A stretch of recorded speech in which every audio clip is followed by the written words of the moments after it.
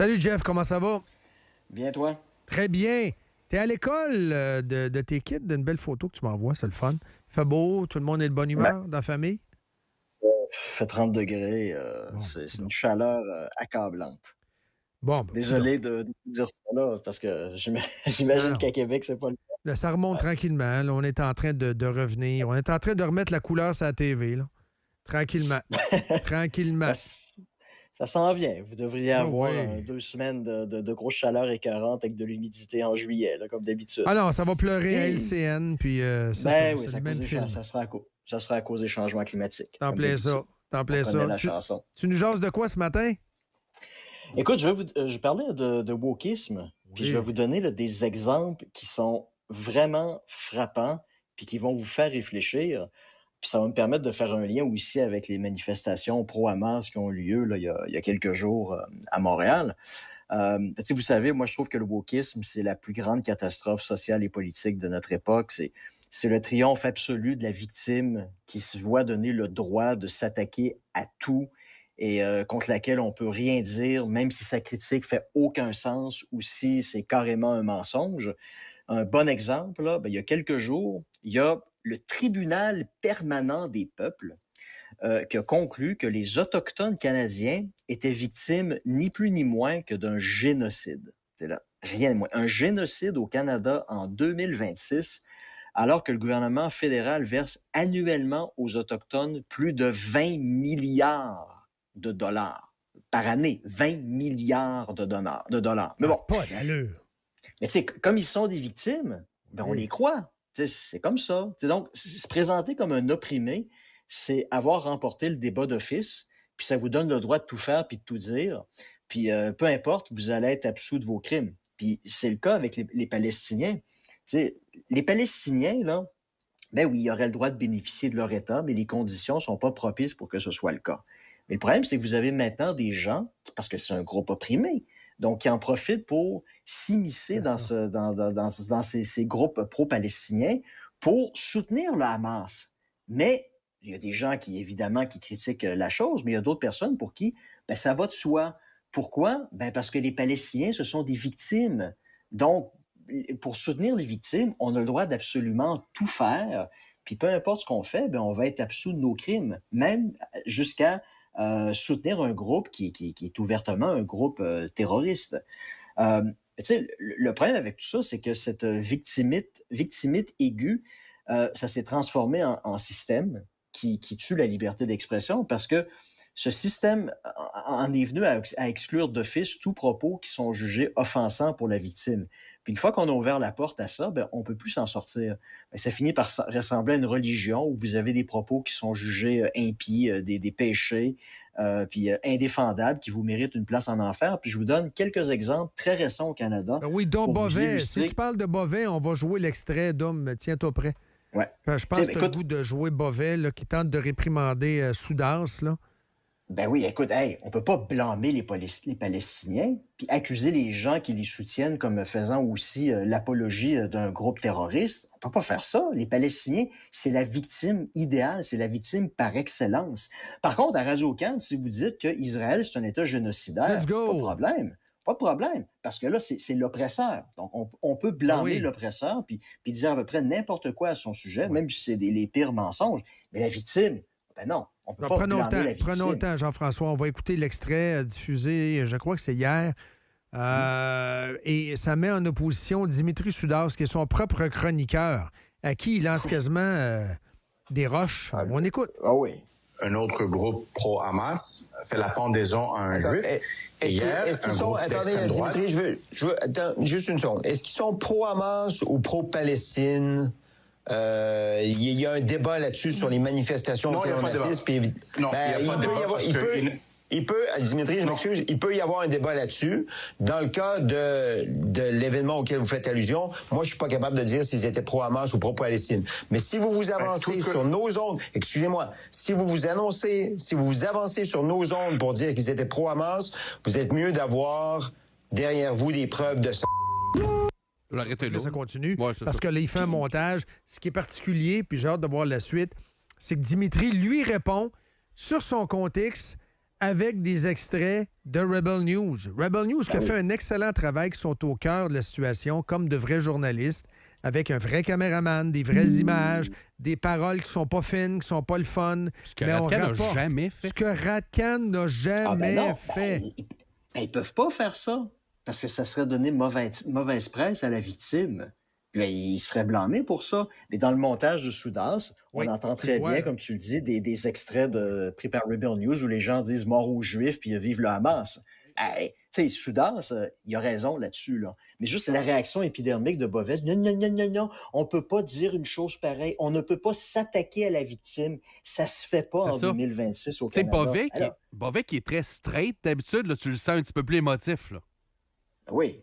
On est en train là, de mettre le pied là, dans... on est en train de se mettre la bisoune dans le nid de guêpe. Là, c'est pas acceptable. Là, il prend ça avec des pincettes, puis il faut faire attention. Puis... Mais encore une fois, quand c'est le temps de blâmer Israël puis de faire passer ça pour un État génocidaire, pas de problème. Donc, Bovet contre Soudas, comment tu pourrais illustrer ça? Parce que c'est arrivé en pleine télé nationale, cette affaire-là. Là. Mais ça montre à quel point, aujourd'hui, on doit de facto prendre fait et acte pour la victime. C'est la victime qui a toujours raison et on ne peut jamais blâmer la victime. Puis ça, c'est très typique de la gauche parce que souvenez-vous des événements d'octobre 2023, c'était des actes terroristes, là. On s'entend, là. Il n'y a pas photo là-dessus. Vous avez des gens, Québec solidaire, mais surtout en France, des gens de la France insoumise. C'est une action de lutte contre l'oppression anticoloniale qui était parfaitement justifiée. Hey, c'était du terrorisme. Tu vois, ces gens-là, ils ont tellement pris là, le bord des victimes qu'ils sont tout simplement plus capables de faire preuve d'objectivité. Puis ils en viennent à justifier n'importe quoi. UNRWA, qui est la chaîne, l'espèce de succursale des Nations unies à Gaza, qui avait en son sein plusieurs dizaines de terroristes du Hamas. Oh non, ça peut pas arriver. C'est l'ONU. Et puis Trudeau. Puis c'est Trudeau qui était là à l'époque. Là, ça, c'était avant que Carney arrive, je crois. C'était concomitant, là. C'est en quelle année? C'est il y a 2 ans, ça, le 7 octobre? C'est en 2023. Oui, c'est ça. Trudeau était là encore. Trudeau donne l'argent. Là. Trudeau, non seulement ne suspend pas l'argent, ou le suspend temporairement, mais a relibéré les fonds à UNRWA.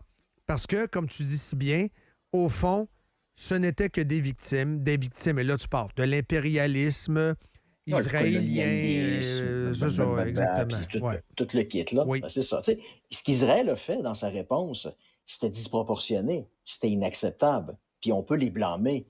Mais on peut-tu avoir une analyse plus objective de la chose puis dire il y avait le droit de se défendre? Le problème, c'est qu'ils se sont défendus de façon disproportionnée, pas d'une manière discriminée, donc ils n'ont pas fait tous les efforts nécessaires pour ne cibler que les terroristes et non les civils. On peut les blâmer là-dessus. Mais là, c'est rendu que chaque victime a le droit à son génocide.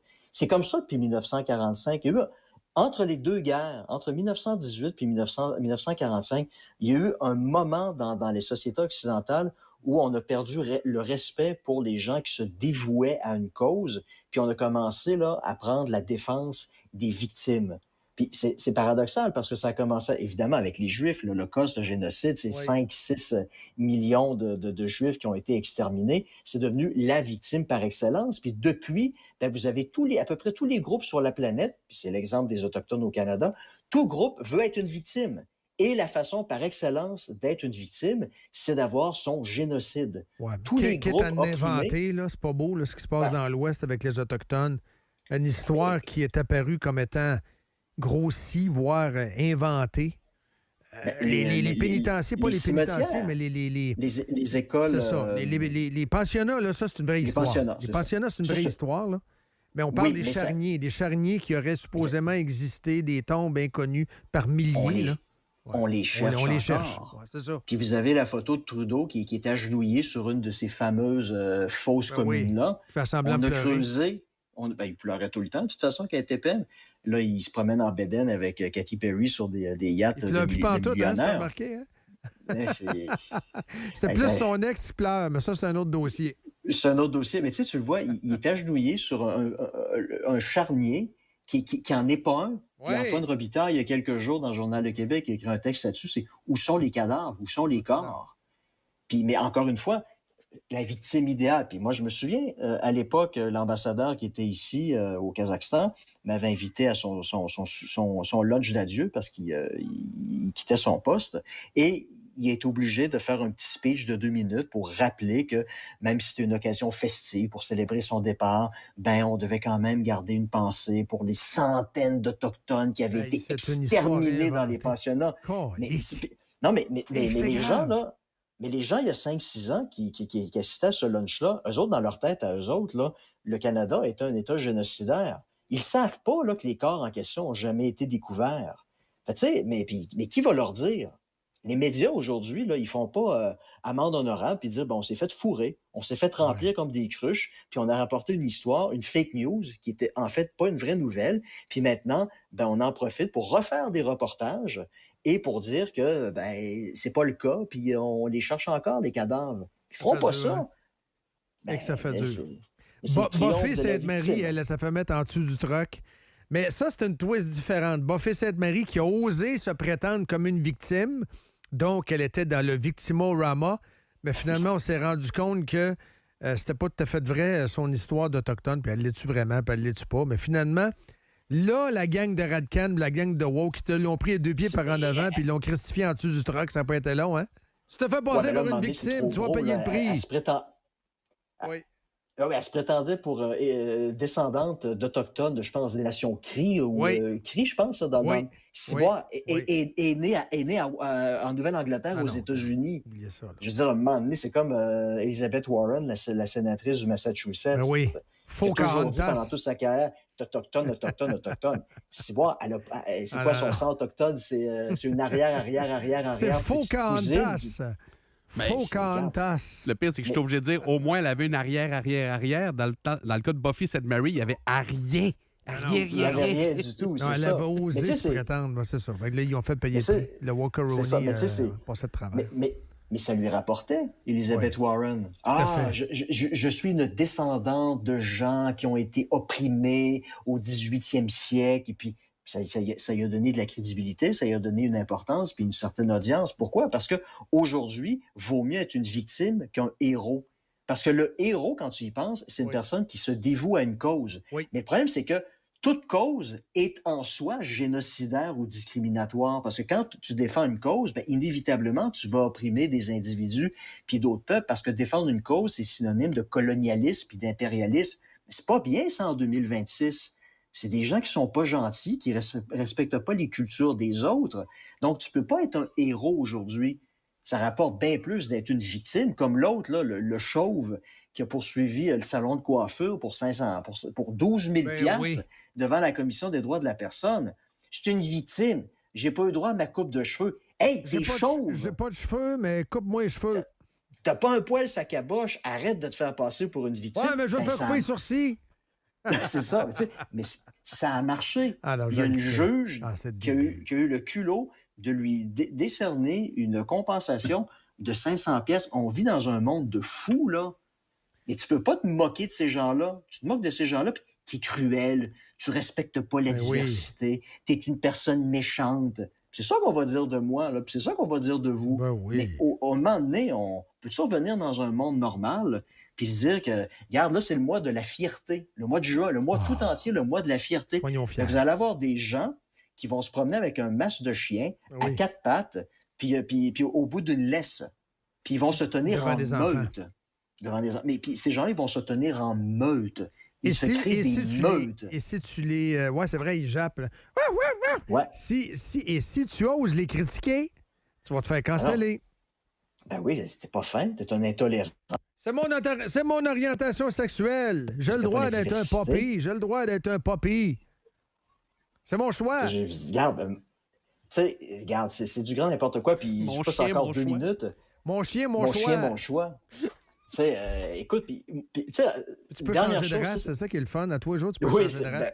Un berger allemand, le mardi, t'es un dalmatien. C'est extraordinaire. Tu vas te faire une permanente, tu peux être un poodle. Écoute, c'est génial comme identité. Oui, pourquoi pas? Tu vois, en ce moment, c'est le mois de la fierté. Le mois de la fierté. Mais imaginez, c'est quoi la signification du mot fierté?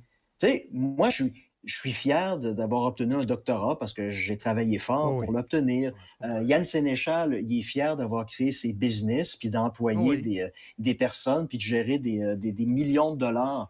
Tu sais, il a travaillé fort, il a fait des sacrifices pour avoir du succès. C'est ça, la fierté. Mais pensez-y aujourd'hui, le mois de la fierté, puis il faut être gentil avec ces gens-là.